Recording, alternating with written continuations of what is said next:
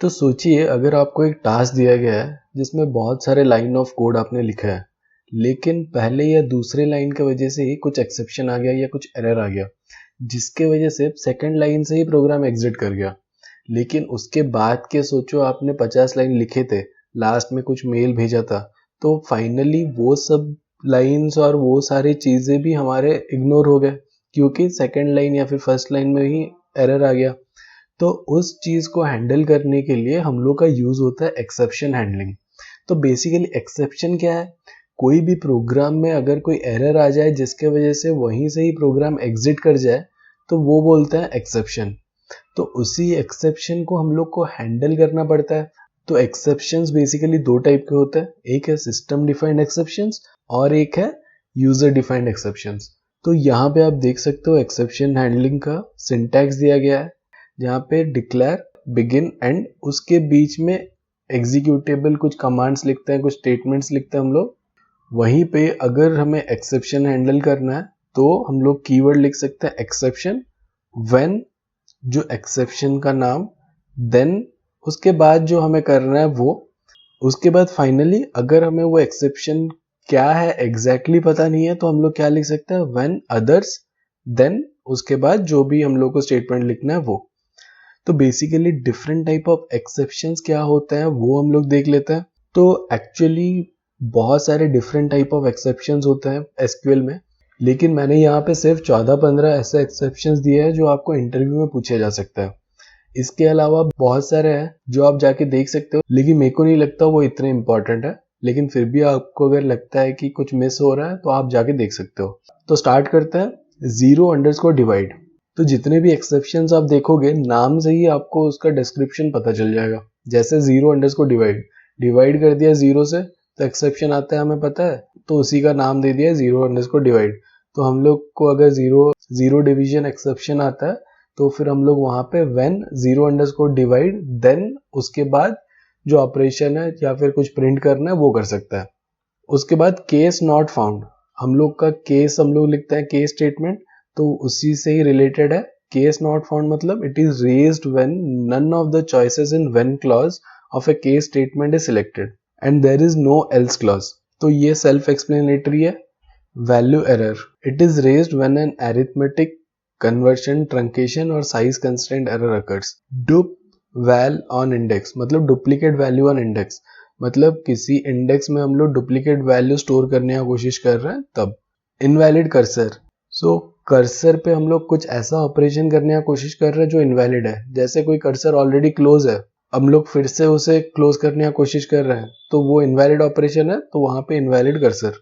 Invalid number, अगर ABC को हम लोग नंबर में कन्वर्ट करने का ट्राई कर रहे हैं जो कि एक्चुअली नंबर है ही नहीं, वैसे ही किसी और स्ट्रिंग को नंबर में कन्वर्ट करने का ट्राई कर रहे हैं तो वहां पे आ जाएगा इनवैलिड नंबर। लॉगिन डिनाइड, अगर हम लोग डेटाबेस में लॉगिन करने का ट्राई कर रहे हैं और वहां पे यूजर नेम या फिर पासवर्ड गलत है तो हमें आ जाएगा login denied exception. Next, no data found, अगर हम लोग कुछ सिलेक्ट इनटू स्टेटमेंट कर रहे हैं लेकिन हम लोग का जो सिलेक्ट स्टेटमेंट है वो कुछ रो रिटर्न ही नहीं कर रहा है तो आ जाएगा no data found. Not logged on, अगर हम लोग कुछ डेटाबेस कॉल कर रहे हैं लेकिन वो डेटाबेस कनेक्टेड ही नहीं है तो फिर आ जाएगा नॉट लॉग्ड ऑन एरर। फिर कुछ इंटरनल प्रॉब्लम होता है तो प्रोग्राम एरर आता है। Row type mismatch, raised when a cursor fetches value in a variable having incompatible data type. तो अगर इनकम्पैटिबल डेटा टाइप होगा वेरिएबल का जब भी कर्सर हम लोग का वैल्यू फेच कर रहा है तो आ जाएगा row type mismatch exception. Self is null, it is raised when a member method is invoked but the instance of the object type was not initialized. Storage error, अगर हम लोग का आउट ऑफ मेमोरी एरर आ जाता है या फिर memory corrupt हो जाता है तो फिर हम लोग आता है स्टोरेज एरर। टू मेनी रोज, जैसे हम लोग का नो डेटा फाउंड हम लोग ने देखा, जब सिलेक्ट इनटू स्टेटमेंट लिखते हैं कोई रो नहीं आता है तो नो डेटा फाउंड।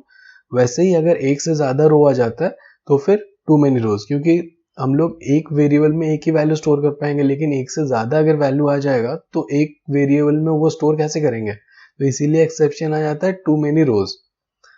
तो ये सारे एक्सेप्शन हम लोग के बहुत इंपॉर्टेंट है, तो ज्यादा नहीं है, सिर्फ 14 एक्सेप्शन ही है जिसे याद रखना है।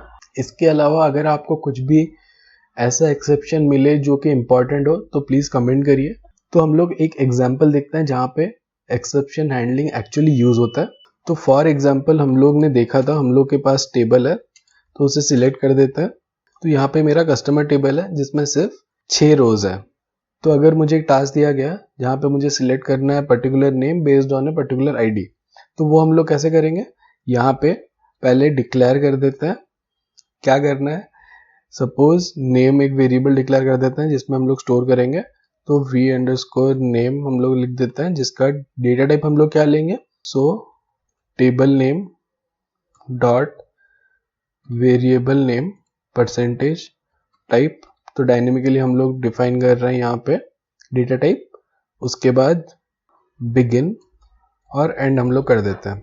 तो बिगिन और एंड के अंदर हम लोग क्या लिख रहे हैं, सिलेक्ट करेंगे, सिलेक्ट नेम इनटू किस में हम लोग स्टोर करेंगे, v_name में, from customers where id equal to 1। अब हम लोग इसे प्रिंट कर देंगे, dbms underscore output dot put underscore line, जिसमें हम लोग क्या प्रिंट करेंगे, नेम प्रिंट करेंगे, v_name। तो हम लोग इसे एग्जीक्यूट करते हैं, यहाँ पे सेट सर्वर आउटपुट ऑन कर देते हैं। तो इसे एग्जीक्यूट करने से क्या होगा, तो हम लोग का जो कस्टमर जिसका आईडी 1 है वो प्रिंट हो गया। लेकिन अगर यहाँ पे हम लोग ट्राई कर रहे हैं ID is equal to 8 print करने का, तो हमें पता है कि इसमें सिर्फ 6 रो है जिसके 1 to 6 आईडीज है। अगर हम लोग आईडी इक्वल टू 8 निकाल के उसे प्रिंट करने का ट्राई करेंगे तो क्या आएगा, तो यहाँ पे आएगा, देखिए आप देख सकते हो ORS 01403 no data found exception आ गया। यहाँ पे no data was found from the object. तो यहाँ पे हमें पता है इसी टाइप ऑफ एक्सेप्शन हम लोग के रेगुलरली प्रोग्राम में आ सकता है। तो उसे हम लोग कैसे हैंडल करेंगे, तो उसे हैंडल करने के लिए हम लोग को लिखना पड़ेगा एक्सेप्शन। तो यहाँ पे आप देख सकते हो सजेशन आ गया, when no data found, then हम लोग को क्या करना है, हम लोग यहाँ पे एक प्रिंट कर देते हैं no data found। उसके बाद हम लोग क्या लिख सकते हैं, when others, then यहाँ पे हम लोग प्रिंट कर देंगे कि कुछ अलग एक्सेप्शन आया, एक्सेप्शन अकर्ड।